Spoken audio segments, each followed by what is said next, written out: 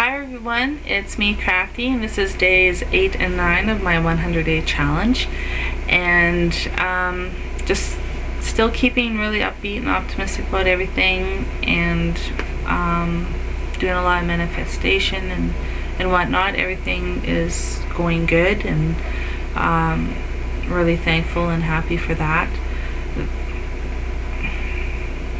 It's about 2 o'clock in the morning. Actually, it's after 2. So I'm kind of tired, kind of mellow, but I'm optimistic. So it's all good. I had so much company tonight, and my cousin Michelle came, and she brought her aunt over, and then our friend Melissa came over, and of course they've all seen The Secret. Michelle bought the movie and the book, and so tonight was just this big long visit about, you know, The Secret and laws of attraction and manifestation and that type of thing. So it was a really good visit, and just a lot of sharing. So that was really nice. And my cousin Darcy phoned me too today, and she's going to be coming into town this week, probably in about 2 days or so.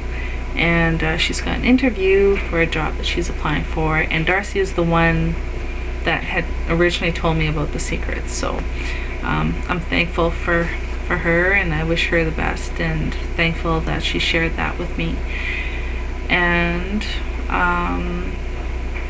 I've just been doing a lot of gratitude the past couple days too, like, well, every day, but focused a lot on being grateful for a lot of things. And one of them was my friendships, and the friendships that I have with my former in-laws. I've been divorced now for 8 years, and I'm still really good friends with my former sister-in-laws, brother-in-laws, and my former mother-in-law. So I'm really thankful for that. And my one former brother-in-law, he's like my baby brother. Like, I've known him since he was 10 years old. He's now 29, and makes me feel old.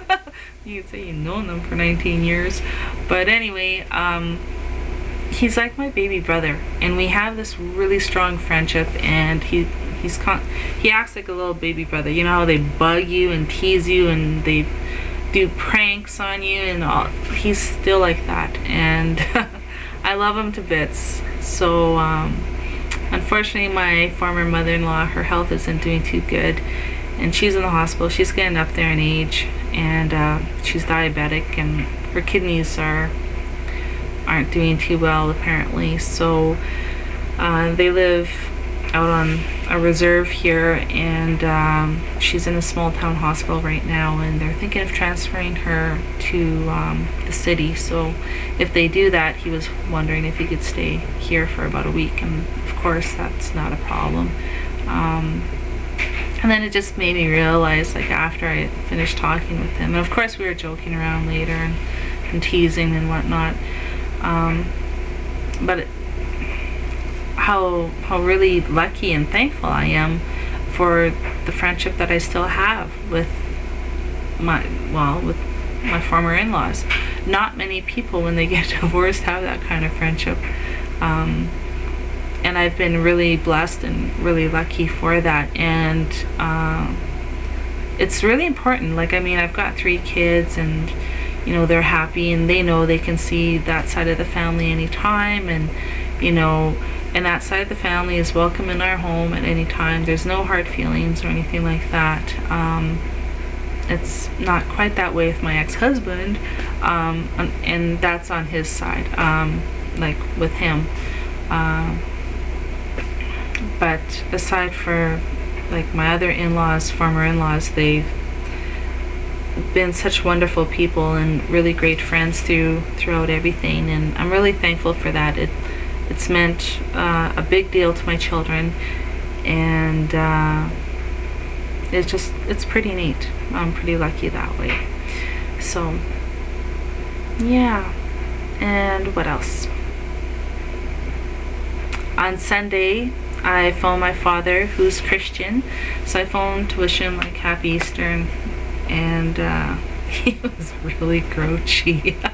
He was grouchy is putting it mildly. He was really angry at our government, and he was going off on this big long rant. And instead of letting it get me down or affect my mood, I just laughed it off, you know. And you know, in my mind I was like, oh Dad, you so need to watch The Secret. But yeah, he was really grouchy and everything, but I didn't let it bother me or affect me. I just laughed it off and thought, well, whatever. And so then he phoned me today, and he phoned and he apologized, and he's like, you know, I was really negative on Sunday, and he was like, I'm sorry about that. He goes, I was just being really grouchy and all this. And I was like, oh my God, is this my dad? Like, my dad phoned me to say this? It was just because that's really out of character for my dad. My dad's just not that kind of person to apologize or to I don't know, admit to any of his grouchiness or anything like that. So it was pretty neat that my dad done that, and I just thought, it's pretty cool. So yeah, everything's going good. There's a job lead in a town about 45 minutes, well, it's not a town, well, it's a small city, about 45 minutes from here. It sounds like it's more clinical. Oh, I've got a social work degree, so that's what my background is. So I primarily have worked with youth, and prefer actually working with like teenagers and kids. So, but anyway, this job, it sounds like it has to do with gangs, youth, and training staff or something. I'm not exactly too sure, but I will be looking into that more and will probably apply for it. So it sounds like it would be pretty interesting. Personally, I like field work and more hands-on direct working with the youth, so we'll see what it's like. I'm not too sure if I'll be working directly just with youth, or I don't think so, because it has to do something to do with training staff, so not too sure, but I'll be looking into that anyway. But it sounds interesting, and yeah, so it's pretty much it for days 8 and 9.